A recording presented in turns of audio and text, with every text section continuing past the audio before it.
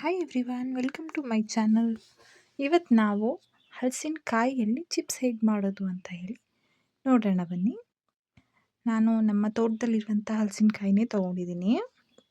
ಅದನ್ನ ಮೊದಲು peel of ಮಾಡ್ಕೊಳ್ಬೇಕು. ಆ ಮುಳ್ಳು ಏನಿರುತ್ತಲ್ವ ಅದನ್ನ ಚೆನ್ನಾಗಿ ತೆಗೆದುಬಿಡಬೇಕು. ನೋಡಿ, ಈ ಥರ ಇರುತ್ತೆ. ಇನ್ನು ನಾನು ಇಲ್ಲಿ ಕಟ್ ಮಾಡ್ಕೊಂಡಿದ್ದೀನಿ ಒಂದು ಪೀಸ್. ಇವಾಗ ಇದು ತಿನ್ನೋದಕ್ಕೆ ಕೂಡ ಸಾಫ್ಟಾಗಿರುತ್ತೆ. ಇದು ಹಣ್ಣಲ್ಲ, ಕಾಯಿನೇ. ಈ ಥರ ಕಟ್ ಮಾಡ್ಕೊಳ್ತಾ ಇದ್ದೀನಿ. ಈಸಿಯಾಗಿ ನಾವು ಮನೆಯಲ್ಲೇ ಚಿಪ್ಸ್ ಮಾಡ್ಕೊಳ್ಬೋದು. ಸ್ವಲ್ಪ ಲೇಟ್ ಆಗುತ್ತೆ ಅಂತ ಬಿಟ್ಟರೆ ಬೇಯೋದಕ್ಕೆ ಇನ್ನೇನು ಇಲ್ಲ, ತುಂಬ ಟೇಸ್ಟಿ ಇರುತ್ತೆ. ಮಕ್ಕಳಿಗೆಲ್ಲ ತುಂಬ ಇಷ್ಟ ಆಗುತ್ತೆ, ಕ್ರಿಸ್ಪಿಯಾಗಿರುತ್ತೆ. ನೋಡಿ, ಈ ಥರ ಅದರ ತೊಳೆನೆಲ್ಲ ಬಿಡಿಸ್ಕೊಳ್ಬೇಕು. ಅದಕ್ಕೆ ಬೀಜ ಅದನ್ನೆಲ್ಲ ತೆಗೆದ್ಬಿಟ್ಟು ಸಪ್ರೇಟಾಗಿ ಆಮೇಲೆ ಇಟ್ಕೊಳ್ತಾ ಇದ್ದೀನಿ. ಇವಾಗ ಮೊದಲು ತೊಳೆಗಳನ್ನು ಬಿಡಿಸ್ಕೊಳ್ತಾ ಇದ್ದೀನಿ. ಇದು ಕಾಯಿ, ನಾನು ಆವಾಗಲೇ ಹೇಳಿದೆ ಅಲ್ಲ, ಹಣ್ಣಾಗಿಲ್ಲ ಅಂತ. ಕಾಯಿನೇ ತಗೊಂಡು ಈ ಥರ ಚಿಪ್ಸಿಗೆ ಯೂಸ್ ಮಾಡ್ತಾ ಇದ್ದೀನಿ. ಈ ಥರ ಎಲ್ಲವನ್ನು ಬಿಡಿಸ್ಕೊಳ್ತಾ ಇದ್ದೀನಿ. ಆಮೇಲೆ ಸಪ್ರೇಟ್ ಮಾಡ್ಕೊಳ್ತಾ ಇದ್ದೀನಿ ಬೀಜಗಳನ್ನು. ಮೊದಲು ಇದರಿಂದ ಸಪ್ರೇಟ್ ಮಾಡ್ಕೊಳ್ತಾ ಇದ್ದೀನಿ ತೊಳೆಗಳನ್ನು. ಇವಾಗಂತೂ ಮಾವಿನಕಾಯಿ ಹಲಸಿನಕಾಯಿ ಸೀಸನ್. ಇನ್ನಾದರೂ ಡಿಫ್ರೆಂಟಾಗಿ ಮಾಡಬೇಕು ಅಂತ ಇರುತ್ತೆ. ನಾವು ರೆಗ್ಯುಲರಾಗಿ ಮಾಡುವಂತಹ ಈ ಥರ ಡಿಶನ್ನು ಕೂಡ ನಾವು ಮಾಡಿಕೊಂಡ್ರೆ ನಾವು ಮನೆಯಲ್ಲೇ ಈಸಿಯಾಗಿ ಮಾಡ್ಕೊಳ್ಬೋದು. ಹಾಗೆ ನಮಗೆ ಬೇಕಂದಾಗ ಆವಾಗಲೇ ಮಾಡ್ಕೊಳ್ಬೋದು. ಮತ್ತು ನಾವು ಆವಾಗವಾಗ ಫ್ರೆಶ್ ಆಗಿ ಮಾಡ್ಕೊಳ್ಳೋದ್ರಿಂದ ನಮಗೆ ಒಳ್ಳೆಯದಲ್ವಾ. ಮಕ್ಕಳು ಕೂಡ ತುಂಬ ಇಷ್ಟಪಡ್ತಾರೆ ಇದನ್ನು. ಕ್ರಿಸ್ಪಿಯಾಗಿ ಇರುತ್ತೆ, ತುಂಬ ಟೇಸ್ಟ್ ಇರುತ್ತೆ. ಜಾಸ್ತಿ ಐಟಮ್ಸ್ ಏನೂ ಬೇಡ ಇದಕ್ಕೆ. ಈಸಿಯಾಗಿ ಕಮ್ಮಿ ಸಾಮಗ್ರಿಗಳನ್ನು ಯೂಸ್ ಮಾಡಿಕೊಂಡು ಈ ಚಿಪ್ಸನ್ನು ನಾವು ಮಾಡ್ಕೊಳ್ಬೋದು. ಈ ಥರ ಎಲ್ಲ ತೊಳೆಗಳನ್ನು ಬಿಡಿಸ್ಕೊಂಡು ಆದಮೇಲೆ ಏನು ಮಾಡಬೇಕು ಅಂತ ಹೇಳಿದ್ರೆ, ಇವಾಗ ಬೀಜಗಳನ್ನೆಲ್ಲ ಸಪ್ರೇಟ್ ಮಾಡಿಬಿಟ್ಟು ಮತ್ತು ಅದರ ಔಟರ್ ಲೇಯರ್ ಕೂಡ ಇರುತ್ತೆ, ಸ್ವಲ್ಪ ಸ್ವಲ್ಪ ಚಿಕ್ಕ ಚಿಕ್ಕದಾಗಿ. ಅದನ್ನು ಕೂಡ ತೆಗೆದುಬಿಟ್ಟು ಸಣ್ಣದಾಗಿ ಈ ಥರ ಮಾಡಿ ಇಟ್ಕೊಳ್ಳೋಣ. ಎಲ್ಲವನ್ನು ಕೂಡ ನಾನು ಎಷ್ಟು ತೊಗೊಂಡಿದ್ದೀನಿ, ಒಂದು ಬೌಲ್ ಅಷ್ಟು ತೊಗೊಂಡಿದ್ದೀನಿ. ಅದೆಲ್ಲವನ್ನು ಕೂಡ ಈ ಥರ ಚಿಕ್ಕ ಚಿಕ್ಕದಾಗಿ ಮಾಡ್ಕೊಳ್ಬೇಕು. ಈ ಥರ ಚಿಕ್ಕದಾಗಿ ಮಾಡೋದ್ರಿಂದ ಬೇಗ ಅದು ಬೇಯುತ್ತೆ ಮತ್ತು ಕ್ರಿಸ್ಪಿ ಆಗುತ್ತೆ. ದೊಡ್ಡದಾಗಿ ತೊಗೊಂಡ್ರೆ ಅದು ಬೇಯೋದಕ್ಕೂ ಲೇಟ್ ಆಗುತ್ತೆ ಮತ್ತು ಮಧ್ಯೆ ಹಾಗೆ ಹಸಿಯಾಗಿ ಇದ್ಬಿಡುತ್ತೆ, ಸಾಫ್ಟಾಗಿಯೇ ಇರುತ್ತೆ. ಸಣ್ಣದಾಗಿ ಮಾಡಿಕೊಂಡ್ರೆ ಕ್ರಿಸ್ಪಿಯಾಗಿ ಬರುತ್ತೆ. ನೋಡಿ, ಇದೆಲ್ಲವನ್ನು ಕೂಡ ನಾನು ಇದೇ ಥರ ಸಣ್ಣದಾಗಿ ಮಾಡ್ಕೊಳ್ತಾ ಇದ್ದೀನಿ.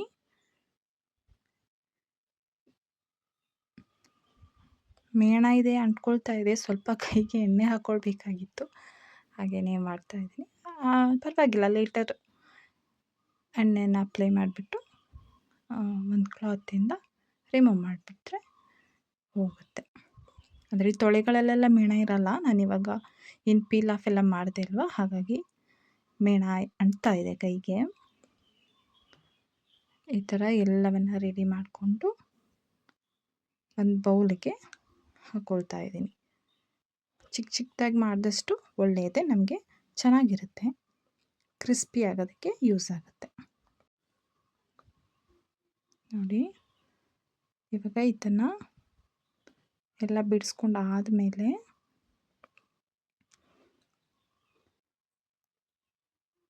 ನೀಟಾಗಿ ಚಿಕ್ಕದಾಗಿ ಮಾಡ್ಕೊಂಡಾದಮೇಲೆ ನಾವಿದಕ್ಕೆ ಸಿಂಪಲ್ಲಾಗಿ ಸ್ವಲ್ಪನೇ ಮಸಾಲೆ ಹಾಕಿಬಿಟ್ಟು ಹುರ್ಕೊಳ್ಳೋದಷ್ಟೇ. ಜಾಸ್ತಿ ಇಂಗ್ರೀಡಿಯೆಂಟ್ಸೇ ಇಲ್ಲ.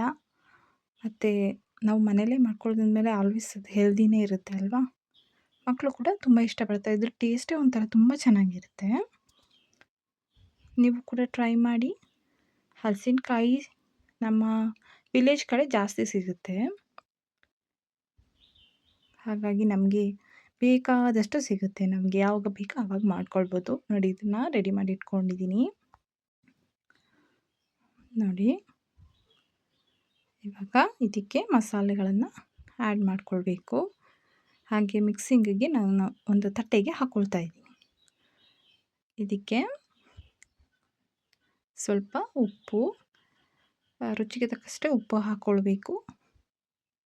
ಉಪ್ಪು ಮತ್ತು ಖಾರ ಸ್ವಲ್ಪ ಜಾಸ್ತಿನೇ ಇರಲಿ. ಯಾಕೆ ಅಂತ ಹೇಳಿದ್ರೆ ಅದು ಆಫ್ಟ್ರ್ ಹುರಿದಾದ್ಮೇಲೆ, ಫ್ರೈ ಮಾಡಿ ಆದಮೇಲೆ ಚೆನ್ನಾಗಿರುತ್ತೆ. ಇವಾಗ ಅರಶಿನ ಹಾಕ್ಕೊಳ್ತಾ ಇದ್ದೀನಿ. ಇವಾಗ ಖಾರದ ಪುಡಿ ಕೂಡ ಹಾಕ್ಕೊಳ್ಳೋಣ. ಅದು ನೀವು ಯಾವ ಥರ, ನೀವು ಜಾಸ್ತಿ ಖಾರ ತಿನ್ನೋದಾದ್ರೆ ಸ್ವಲ್ಪ ಜಾಸ್ತಿನೇ ಖಾರ ಹಾಕ್ಕೊಳ್ಳಿ, ಇಲ್ಲ ಕಮ್ಮಿ ಸಾಕು ಅಂತ ಹೇಳಿದ್ರೆ ಕಮ್ಮಿ ಮಾಡ್ಕೊಳ್ಳಿ, ಅದು ನಿಮ್ಮ ಮೇಲೆ ಡಿಪೆಂಡ್. ಆದರೆ ಜಸ್ಟ್ ಉಪ್ಪು, ಖಾರದ ಪುಡಿ, ಅರಶಿನ ಅಷ್ಟೇ ಹಾಕ್ಕೊಂಡು ಈಸಿಯಾಗಿ ನಾವು ಮನೆಯಲ್ಲೇ ಮಾಡ್ಕೊಳ್ಬೋದು ಈ ಚಿಪ್ಸನ್ನು. ಚೆನ್ನಾಗಿ ಮಿಕ್ಸ್ ಮಾಡ್ಕೊಳ್ಬೇಕು. ಮಿಕ್ಸ್ ಮಾಡಿಕೊಂಡು ತುಂಬ ಹೊತ್ತೇನು ಇಡೋದು ಬೇಡ, ಸ್ವಲ್ಪ ಹೊತ್ತಿಟ್ರೆ ಸಾಕು, ಅದು ಅಬ್ಸರ್ಬ್ ಆಗಿರುತ್ತೆ. ಇವಾಗ ಎಣ್ಣೆ ಕಾಯಿಗೆ ಇಟ್ಕೊಳ್ಳೋಣ. ಎಣ್ಣೆ ಕಾಯಿಗೆ ಇಟ್ಕೊಳ್ತಾ ಇದ್ದೀನಿ. ಎಣ್ಣೆ ಚೆನ್ನಾಗಿ ಕಾದ ಮೇಲೆ ನಾವು ಈ ರೆಡಿ ಮಾಡಿ ಇಟ್ಕೊಂಡಿರ್ತೀವಲ್ವ, ಇದನ್ನು ಫ್ರೈ ಮಾಡೋದಕ್ಕೆ ಹಾಕ್ಕೊಳ್ಬೇಕು. ಇವಾಗ ಚೆನ್ನಾಗಿ ಕಾದಿದೆ, ಹಾಕ್ಕೊಳ್ತಾ ಇದ್ದೀನಿ. ಅದು ಸ್ವಲ್ಪ ವಾಟರ್ ಅಂಶ ಇರೋದ್ರಿಂದ ಸ್ವಲ್ಪ ಕೈ ಎಚ್ಚರ ಮಾಡ್ಕೊಳ್ಬೇಕು ಕೇರ್ಫುಲ್ಲಾಗಿ.